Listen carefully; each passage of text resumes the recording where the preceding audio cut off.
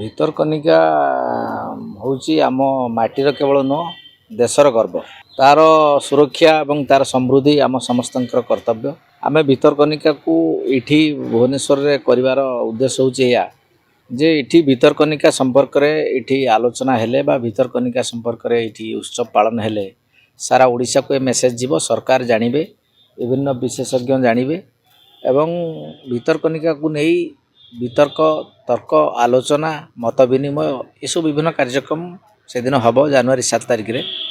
ହେବାର କାରଣ ହେଉଛି ଯେ ଭିତରକନିକାର ଯେଉଁ ରିସୋର୍ସ ଅଛି, ଭିତରକନିକାକୁ ନେଇକି କେମିତି ରାଜନଗର ବିକଶିତ ହେବ, ଗୋଟେ ଟୁରିଜିମ୍ ଡେଭଲପମେଣ୍ଟ ହେବ, ଜୀବନ ଜୀବିକା କେମିତି ସେଠି ଆହୁରି ସମୃଦ୍ଧ ହେବ, ଏ ସବୁକୁ ନେଇକି ସେଠି ଆଲୋଚନା ହେବ। ବିଭିନ୍ନ ପ୍ୟାନେଲ ଡିସ୍କସନ୍ ସବୁ ଅଛି। এটা ୱାନ୍ ଡେର କାର୍ଯ୍ୟକ୍ରମ ଅଛି। ଫାଷ୍ଟ ହେବ ଆପଣଙ୍କର ଇନାଗୁରାଲ, ସେକେଣ୍ଡ ରହିବ ଗୋଟେ ଏକ୍ସପର୍ଟ ମାନଙ୍କର ପ୍ୟାନେଲ, ଥାର୍ଡ଼ରେ ମିଡ଼ିଆ ପର୍ସନାଲିଟି ମାନଙ୍କୁ ନେଇକି ହେବ ଏବଂ ଫୋର୍ଥରେ ରହିଛି ଆମର ସ୍ଥାନୀୟ ଲୋକ ଯେଉଁମାନେ ଭିତରକନିକା ସହିତ ସମ୍ପୃକ୍ତ ଅଛନ୍ତି ଏବଂ ଫିଫ୍ଥରେ ଆମର ଭେଲିଡେଟେରୀ ଏବଂ ତାପରେ କଲଚରାଲ ମଧ୍ୟ ଅଛି। ଅନେକ ଗୁଡ଼ିଏ କାର୍ଯ୍ୟକ୍ରମ ହାତକୁ ନିଆହେଇଛି।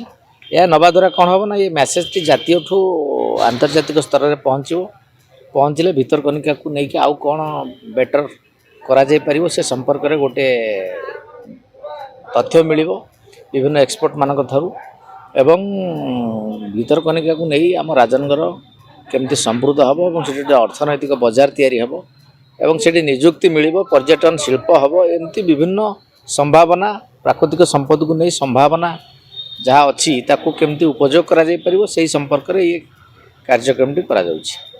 ଏଠି ଆମର ଗେଷ୍ଟ ମନ୍ତ୍ରୀ ଆସିବେ, ସ୍ଥାନୀୟ ବିଧାୟକ ଆସିବେ, ବିଭିନ୍ନ ପରିବେଶବିତ ଆସିବେ, ବିଭିନ୍ନ ଟୁରିଜିମ୍ ଯେଉଁ ସବୁ ଇନଷ୍ଟିଚ୍ୟୁଟ୍ ଅଛି ସେଠୁ ଛାତ୍ରଛାତ୍ରୀମାନେ ଆସିବେ, ସ୍ଥାନୀୟ ବାସିନ୍ଦା ମଧ୍ୟ ଆସିବେ, ଯେଉଁମାନେ ରାଜନଗରର ନାଗରିକ ମାନେ ଏଠି ରହୁଛନ୍ତି ଭୁବନେଶ୍ୱରରେ ସେମାନେ ମଧ୍ୟ ଯୋଗ ଦେବେ ଏବଂ ଏ କାର୍ଯ୍ୟକ୍ରମଟି ଅତ୍ୟନ୍ତ ଗୋଟେ ମାନେ ଖ୍ୟାତିସମ୍ପନ୍ନ କାର୍ଯ୍ୟକ୍ରମ ଭାବରେ ଉଭା ହେବ। ମୁଁ ବାର୍ତ୍ତା ଏହା ଦେବା ପାଇଁ ଚାହିଁବି ଯେ ଭିତରକନିକା ହେଉଛି ଆମର ଗୋଟେ ଜୀବନ ରେଖା। ଭିତରକନିକାକୁ ନେଇ ଆମେ ବହୁତ କିଛି କରିପାରିବା।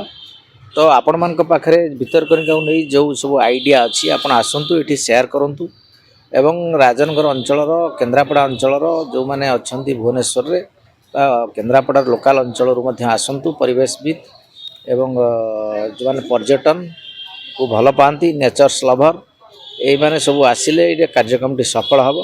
ସମସ୍ତେ ଯୋଗ ଦିଅନ୍ତୁ ଏବଂ ଏ କାର୍ଯ୍ୟକ୍ରମଟିକୁ ସଫଳ କରନ୍ତୁ।